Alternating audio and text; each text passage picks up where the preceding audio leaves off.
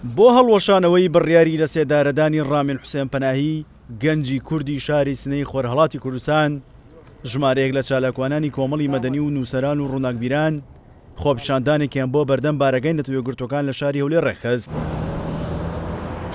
لەو خۆپیشاندانەدا چالاکوانان و کەسوکاری ڕامین حوسێن پەناهی داوای ڕاگرتنی بڕیاری لە سێدارەدان بۆ ڕامین پەناهی بە تایبەتی و بەگشتی لە کۆماری ئیسلامی ئێران دەکرد. پێویستە کۆمەلگای نێودەوڵەتی بەگشتی و نەتەوەیەکگرتوەکان بە تایبەتی لە هەمبەر ئەم تاوانانە بێنە دەنگ و فشاری جددی بکات بۆ هەڵوەشاندنەوەی بڕیاری ئەعدام لە ئێران و جیهان.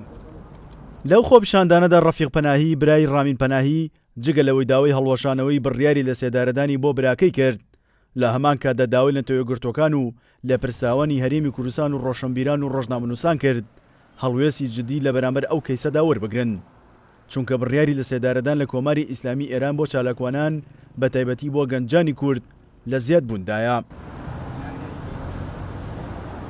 لەبەر دەرگای UN کۆبووینەتەوە زایەتی خۆمان لە دژی حکمی لە سێدارەدانی ڕامینی حوسێن پەناهی دەرببڕین و هەر لێرەوە داوا بکەین لە نەتەوەیەکگرتوەکان کە بە توندی ئیدانەی ئەو حکمی ڕامینی حوسێن پەناهی بکە.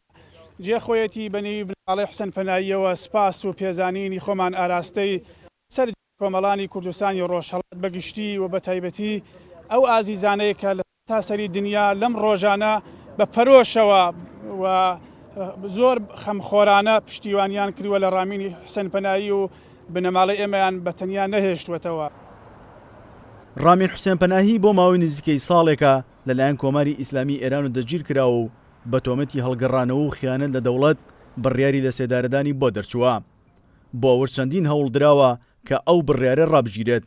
لە دوایین هەوڵشدا شانەز ئیبراهیم ئەحمەد سەردانی کۆنسڵگەری ئێرانی کرد لە شاری سلێمانی و داوای هەڵوەشانەوەی ئەو بڕیارەی کرد. سیرۆ حوسێن، کورسات نیوس، هەولێر.